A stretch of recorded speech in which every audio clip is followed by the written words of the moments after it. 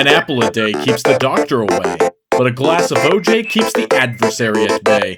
Here's Odd Job. Hey, I'm Odd Job. It's time for your glass of OJ. So yesterday, something very funny, kind of, and very sad at the same time happened. And, of course, we've been dealing with Log4j, Log4Shell specifically, over the last 3 weeks. Yes, just 3 weeks. It feels like it's been longer, but it's been 3 weeks.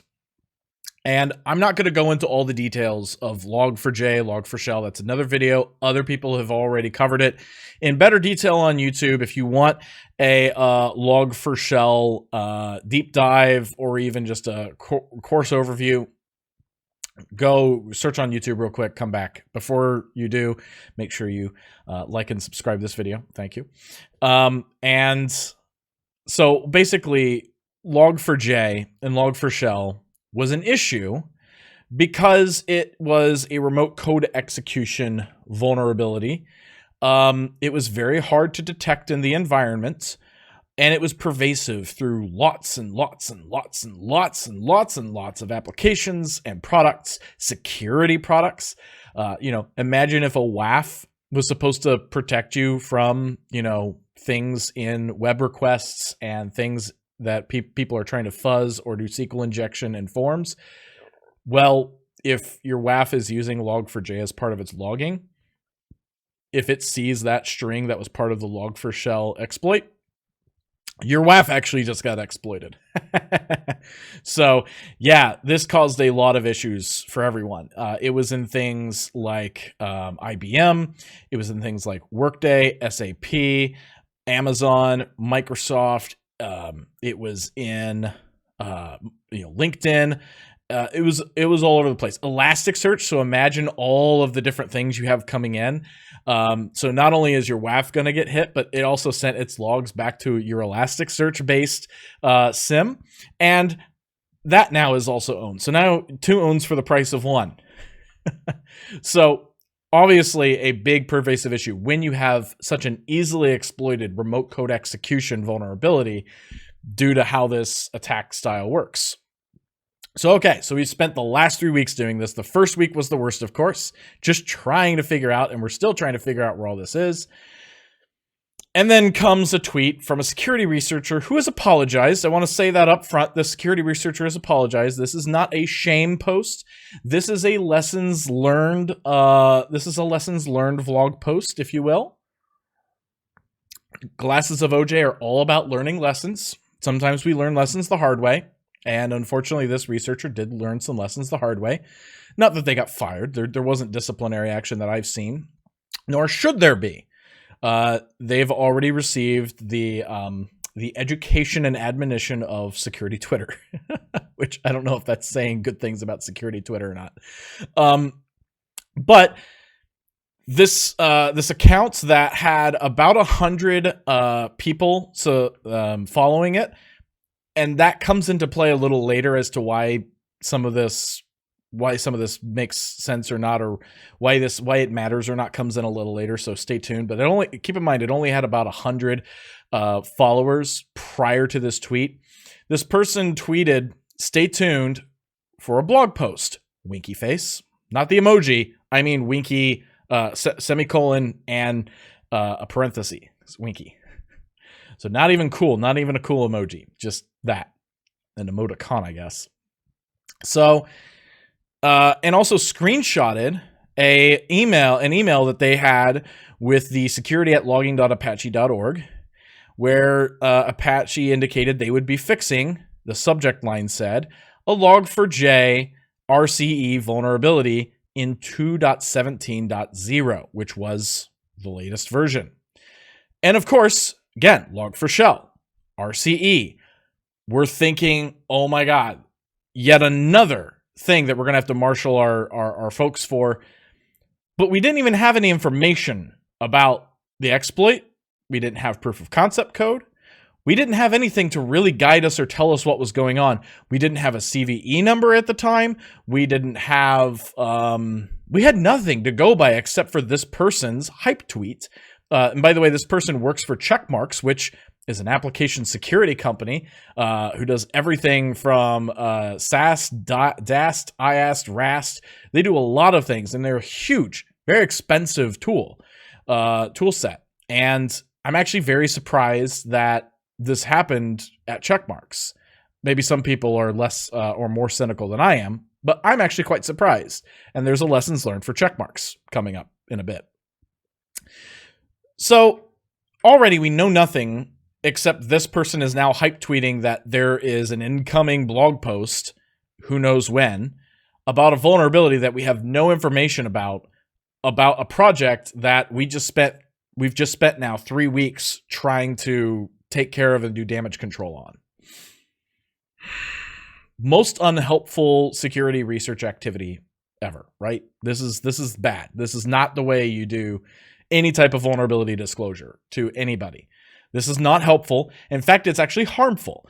The reason why it's harmful is because you actually cause harm to people's personal health and well-being. There are people who have to respond to this, and some of them do it on an MSP level. Some people do it on a direct level with companies. And I was aware of folks who were over on the other side of the world who, when this was released, it was getting close to bedtime. And in fact, it was well into their morning before the blog post even dropped. It was 12 hours later. It was 4 a.m. Eastern when this person dropped this tweet. It was 12 hours later, 4 p.m. So that means, like, on the other side of the world, it was like 4 a.m. before they actually saw anything. So they stood up. They stayed up overnight to actually see what the impact of this was really going to be. Now, luckily, we did get a note a couple hours before it dropped saying, or maybe it wasn't exactly a couple hours, but yeah, it was literally a couple hours before the, I'm just reading tweets here. It was a couple hours before it dropped to say, to clarify, this is an arbitrary code execution, not RCE. So already we've misrepresented, whether we intentionally meant to or not. We already have a mischaracterization of security research. So already the impact of this is not nearly as bad as Log4Shell. And this person admits the severity is lower than Log4Shell. It doesn't really say what severity it is, but just says it's lower than Log4Shell. And requires to modify the configuration, drops the CVE number, and fixed version got released details here. Technical blog post coming soon. Would be in the next 2 hours. Honestly, if this person had even said this much 12 hours before the blog post, we probably wouldn't have cared much. That would have been the tweet to have said back at the beginning. And it requires to modify the configuration. So a person already needs to be on the system or already exploit your deployments in such a way that they can modify your configuration files. If someone's able to do that, they are already far and above able to do more things in your environment than chasing down something like this. This would, as an attacker, this would not be the first thing that I go after. Wouldn't even be the second, third, fourth, or fifth thing I would go after.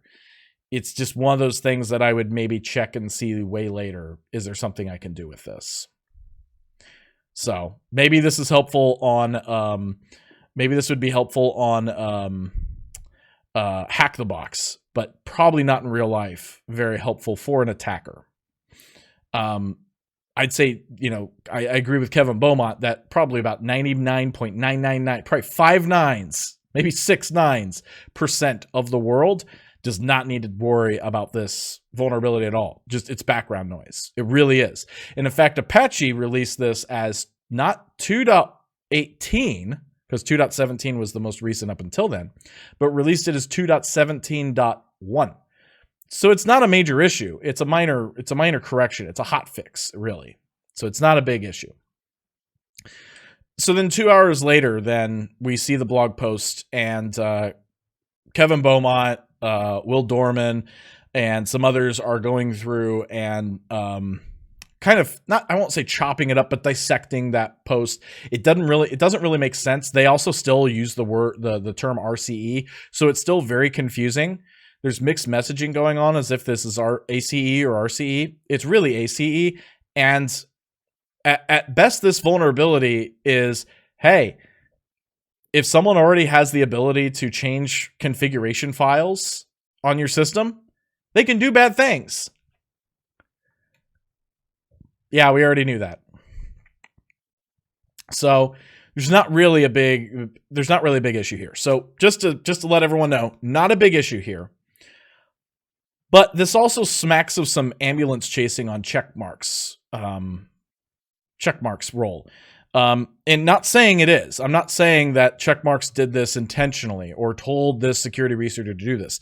In fact, the security researcher issued an apology that said they are aware of the storm, and this was today, in the afternoon, said that they are aware of the storm that my they admitted premature, log4j tweet created. It caused unnecessary stress in the security community, for which I apologize.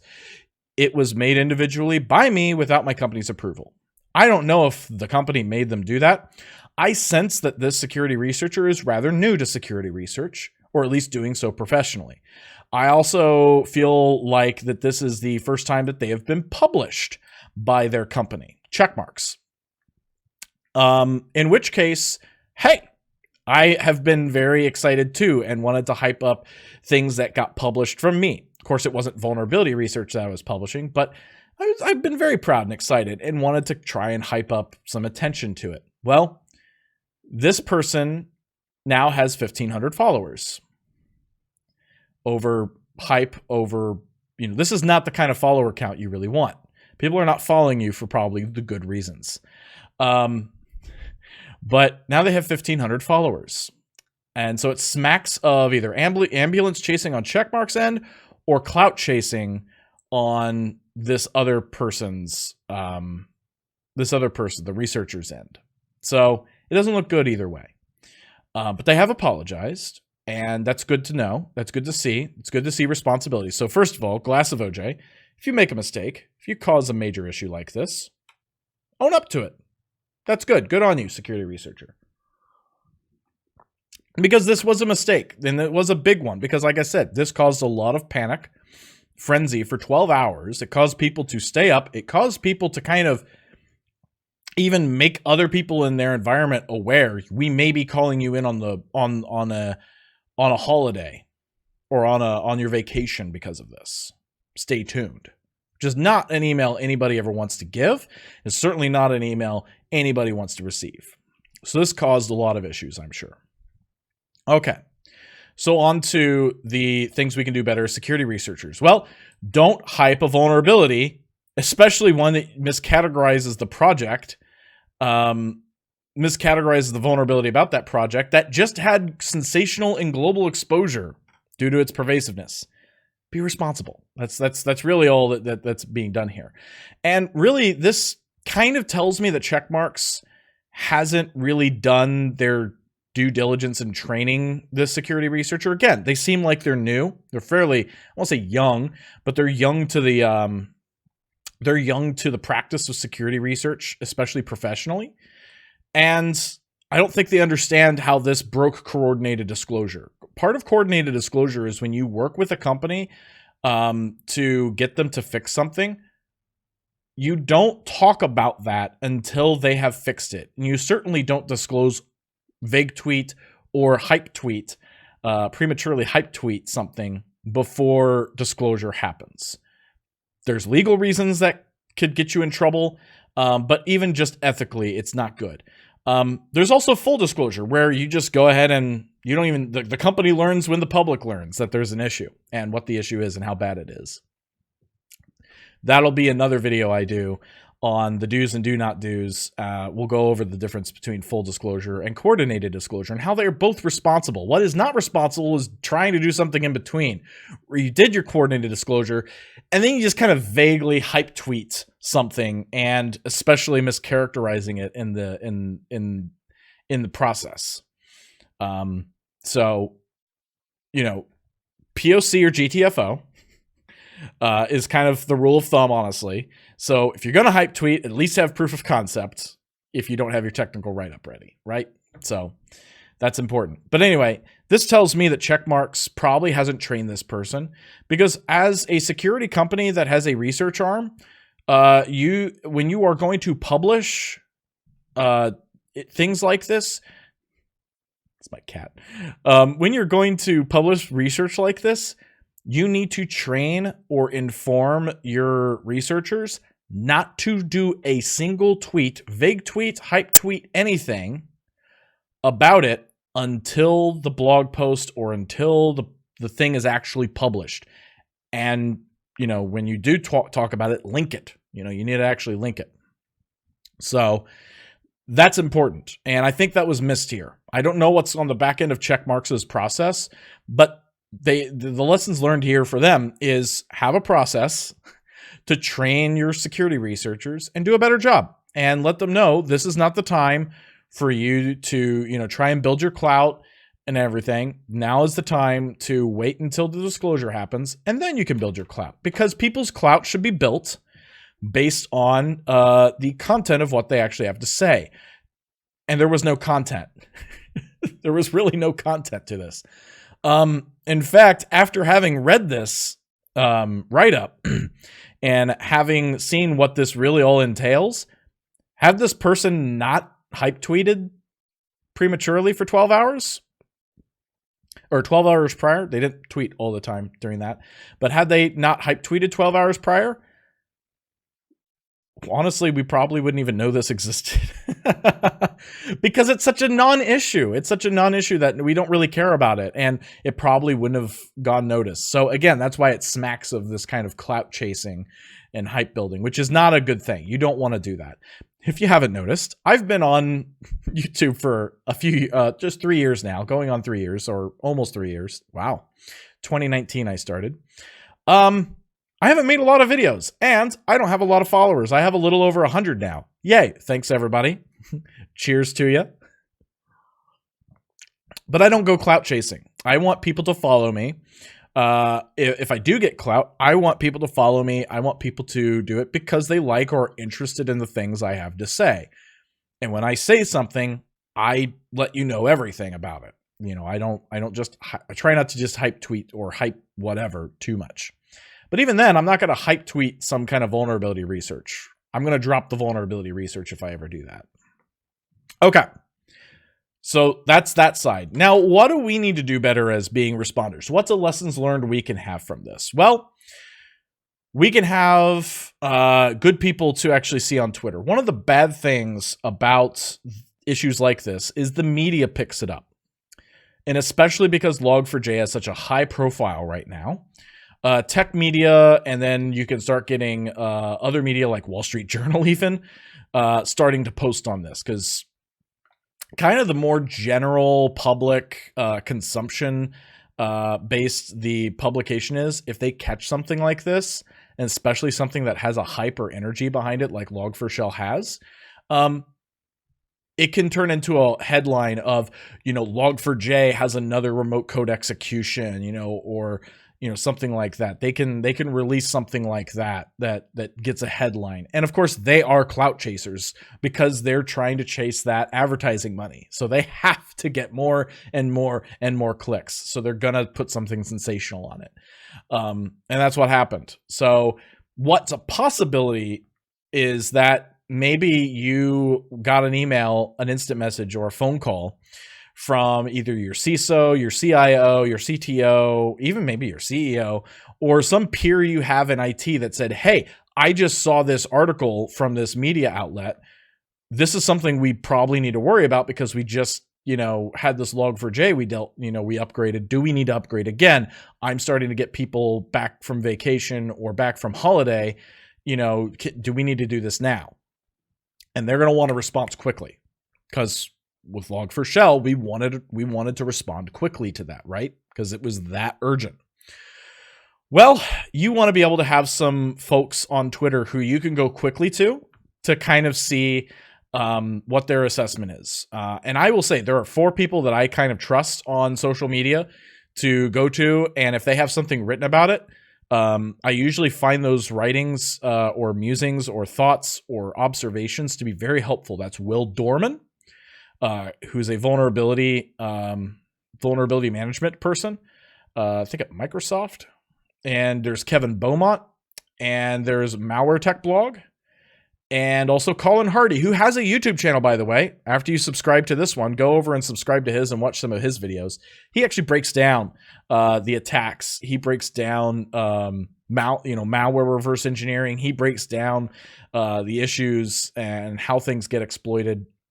He has one on Log4j. He has one on Print Nightmare. He has one for Zero Logon, for the half DM exchange vulnerabilities over the spring. He does very good work. So if you see something on Colin Hardy, he usually comes just a little bit after, because he has to work on a video. There's some production quality that he has there, and so that takes time.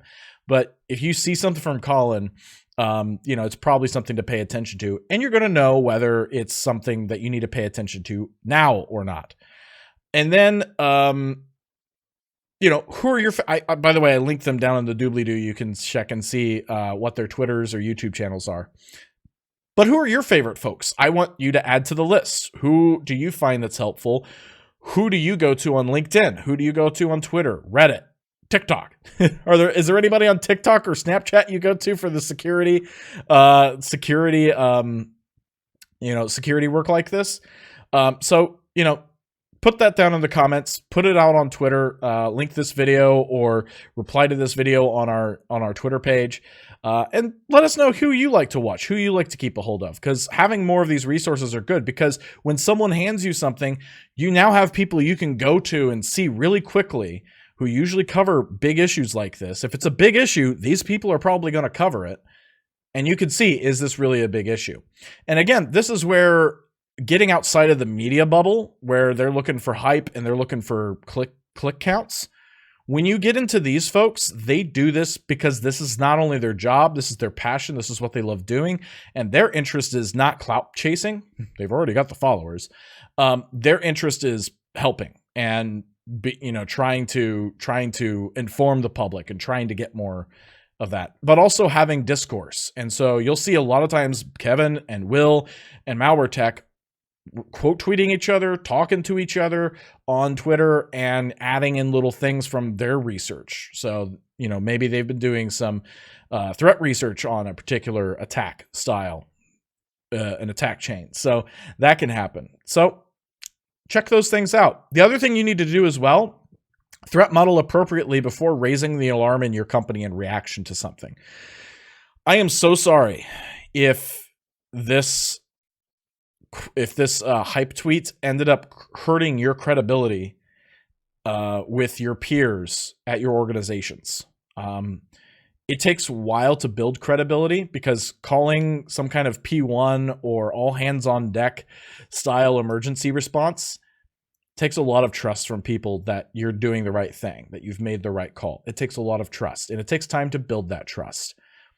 And it just takes one incident where you go and say, oh my gosh, everybody, we've got to do this. And then it turns out to be nothing. It takes just one for people to then start questioning you in ways that you really don't want to be questioned. Your credibility is shot.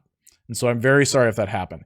Here's a tip, not only looking at trusted people in InfoSec to kind of get an analysis on it beyond the media piece, talk with consensus builders, but develop a matrix or a grid to determine what decision you should make.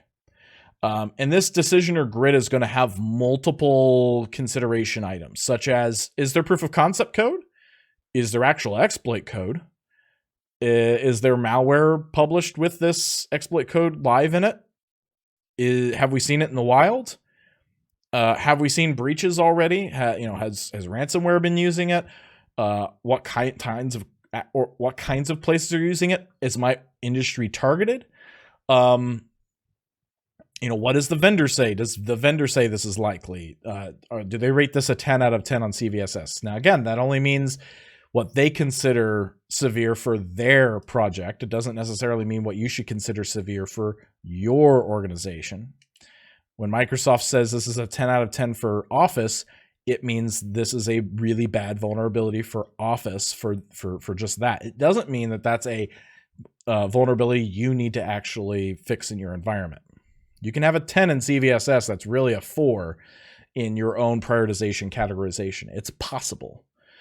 So have that. But have a grid of things that you need to go research and find out and check. And then analyze that and see, is this really something that is going to be highly impactful? And is it something that's going to be likely to happen in our environment the way it currently stands in the next day, right? So we want to stop something that's going to happen right now. Log4j was one of those situations. Print Nightmare was definitely one of those situations. The Hafnium exchange vulnerabilities was one of those situations. The zero logon situation from last fall was one of those situations. So, but there have been many times, for instance, where I've run a matrix like this, where I've seen, this is not something we need to worry about. This is background noise. And this is what this vulnerability would be for me. This is background noise. But what this gives you the ability to do then is it, first of all, gives you a checklist of things to go look for and research. It standardizes your approach to making a determination and not something where you just kind of make a guess. And number 3, it's something that you can now use as kind of a proof of work to go to your CEO or go to the CTO, go to whoever brought you this information and tell them we're not really worried about this, or yes, we're very worried about this. Here's the reasons why. And now you get that to where you can put it into just a single sentence or 2-3 sentences that explains why this is not an issue at this time and what you're going to be doing about it.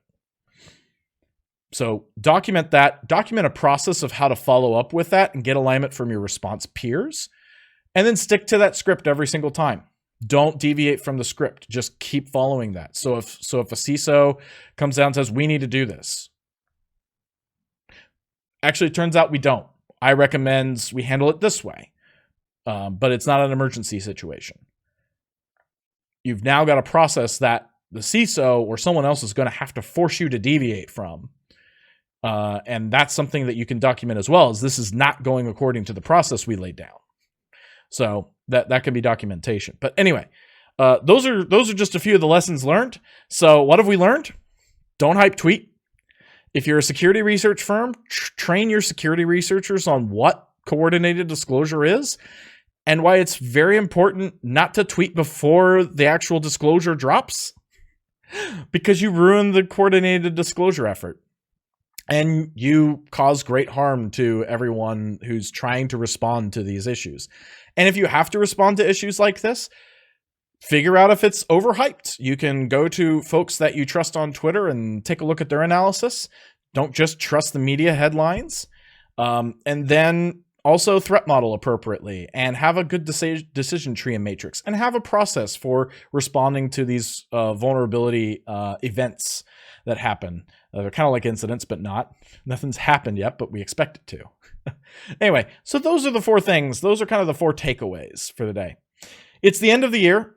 We've already had our Hanukkah and Saturnalias and all the other wonderful things that we call holidays. And so hope you've had a happy holiday, whatever your holiday may be, even if it's just a U day. Hopefully you had a good U day. And I'll see you in the new year with probably either an after crisis of Log4j, or we'll have a little video about the do's and do not do's, to borrow a Simpsons reference, of security research. And so this would be a little follow-up to this. But I wanted to bring this out just to kind of talk about it. Give me your thoughts. Give me your concerns. Give me what are some of the ways you help fight against overhyped news like this in your organization to calm people down. What are some of your ideas? And also, who are the people you like to follow when it comes to determining whether something is really a big issue or not? Put that down in your comments. Find me on Twitter. Find me on LinkedIn.